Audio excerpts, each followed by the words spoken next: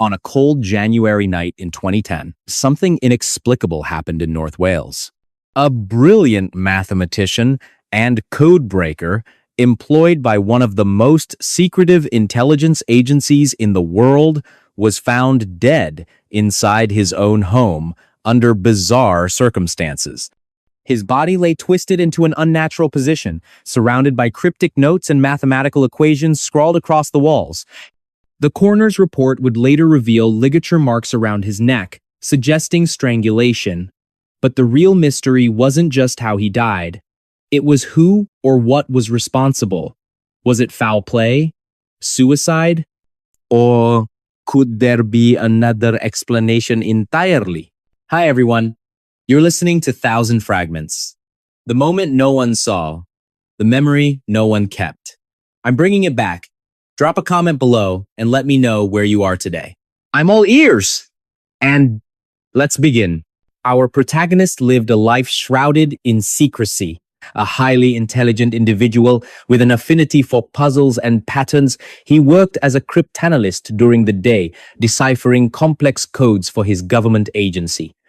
By night, however, he immersed himself in elaborate experiments, testing theories about human consciousness and alternate dimensions.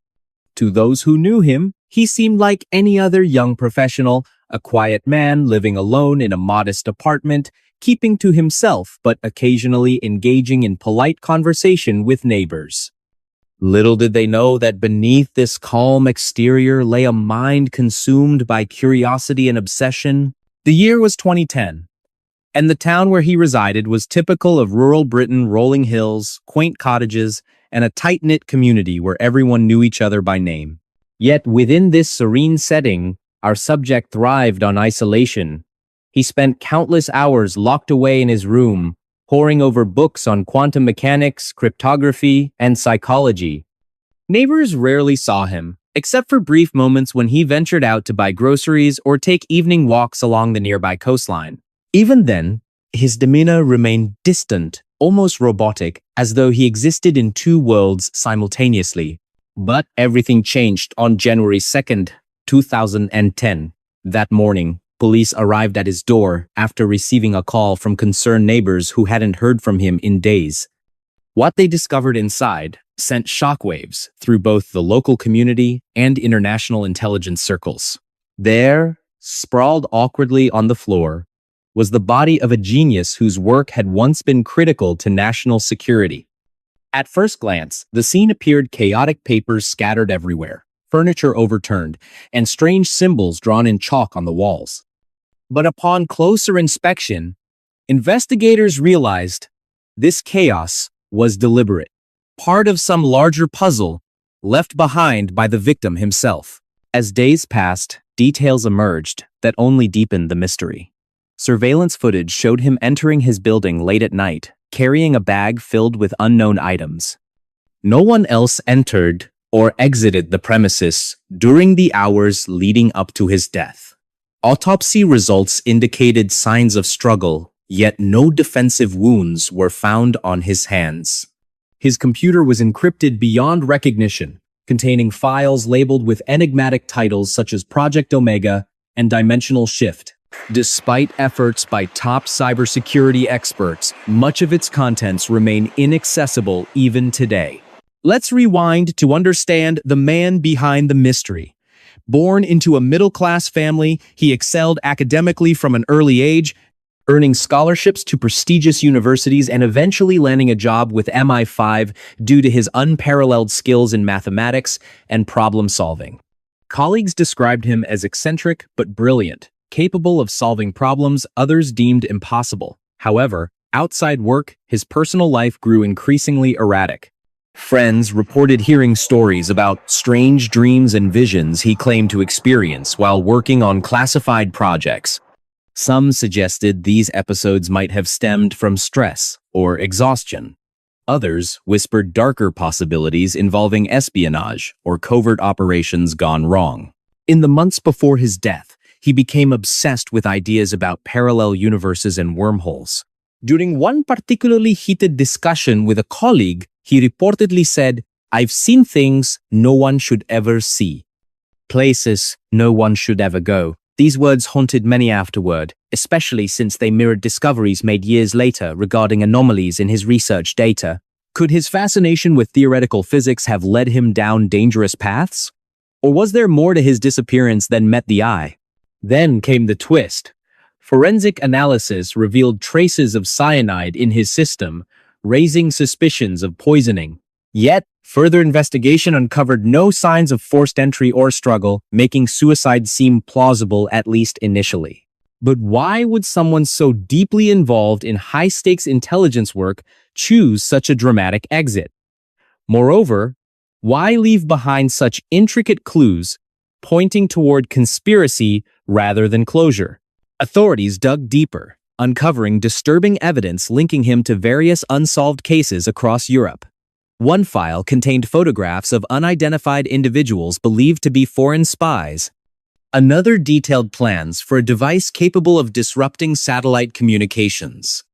While none of this proved conclusive, it painted a picture of a man torn between loyalty and rebellion, perhaps caught in the crossfire of global espionage games. Public fascination with the case skyrocketed after details leaked online. True crime enthusiasts flocked to forums, debating whether his death represented murder, suicide, or something far stranger. Among them was Brian Carter, a self-taught programmer who applied advanced algorithms to decode patterns hidden within the cryptic messages left at the crime scene. His findings drew widespread attention, suggesting possible ties between our subject and broader criminal networks operating throughout the UK during the same period. Are we looking at isolated incidents or part of something larger? Brian asked during a live Q&A session, drawing nods of agreement from participants. Social media platforms buzzed with theories, ranging from credible analyses to wild speculation. Some argued he had uncovered secrets too dangerous for public knowledge, forcing powerful entities to silence him permanently. Others believed he staged his own demise, leaving behind carefully crafted illusions designed to confuse anyone searching for answers. Meanwhile, psychologists studying behavioral patterns noted recurring themes in his writings: fear, paranoia, and an overwhelming sense of being watched. Was this merely the ramblings of a troubled mind, or hints of truths buried deep within shadows? Fast forward to 2023, and advancements in artificial intelligence offer unprecedented opportunities for analyzing large datasets related to his case. Using machine learning models, researchers sifted through thousands of pages of archived material, flagging patterns previously overlooked by human eyes. Their findings suggest connections between his activities and similar disappearances worldwide, hinting at organized crime or rogue governmental factions. Could he have stumbled upon information threatening national security, triggering his elimination? Or was his fate tied to personal demons haunting him long before that fateful night? One discovery stood out above the rest: a notebook filled with hand-drawn diagrams depicting geometric shapes resembling crop circles.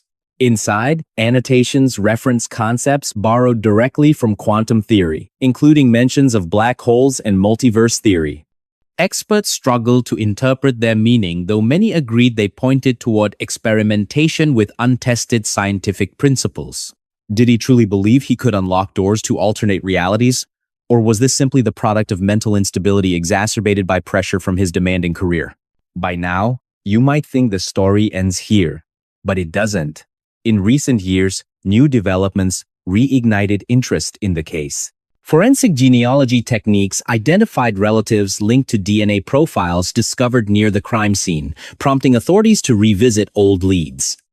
Investigators traced these connections back to individuals known to associate with underground organizations specializing in illegal technology trade. Could these groups have played a role in his death? If so, why target someone seemingly disconnected from their operations? Amidst growing intrigue, amateur sleuths joined professional detectives in piecing together fragments of information. Podcasts dedicated to exploring his life and crimes reached millions, sparking debates among listeners eager to solve the riddle themselves. Episodes examining societal factors contributing to his descent into madness resonated strongly with audiences navigating uncertain times. Could such a mind exist today, armed with modern tools and access to classified systems? Host Paul Hayes posed this question rhetorically during the season finale of Time's Unraveling Genius Asterisk, leaving listeners pondering implications long after the episode aired. 2 years later, researchers announced they had decoded messages embedded in artwork created during his final days. Sophisticated image recognition software identified recurring themes tied to specific locations and dates, corresponding to known events in his life. This revelation suggested he may have left deliberate clues intended to taunt authorities even beyond the grave. Was he playing games right up until the end? Emily Carter, a forensic psychologist assigned to analyze his psychological profile, mused aloud during a private meeting with colleagues. Her voice cracked slightly, betraying exhaustion mixed with awe at the complexity of their subject. Atmosphere shifted dramatically as public interest surged once again. Forums buzzed with discussions piecing together timelines and debating theories. Conversations ranged from speculative musings to well-researched arguments supported by hard data. One member, Amanda Grant, gained prominence when she identified similarities between his disappearance and other unsolved cases involving individuals with exceptional intellectual abilities. Her findings prompted renewed scrutiny of potential links between genius minds and clandestine operations. Families affected by similar losses gather annually to honor their loved ones, finding solace in shared memories and unwavering determination. "We won't stop fighting," says Linda Hayes during a memorial service held near North Wales. Her voice cracks with emotion, underscoring the personal stakes involved. And so, the legend persists not merely as a relic of the past, but as a testament to human resilience in the face of incomprehensible evil. And that was another story lost in time. But stay with me, because there's still more waiting in the shadows. What do you think happened to him? Let me know in the comments below. Your thoughts matter, and they shape the stories I share next. So go ahead, type it out, and hit send. I'll see you there.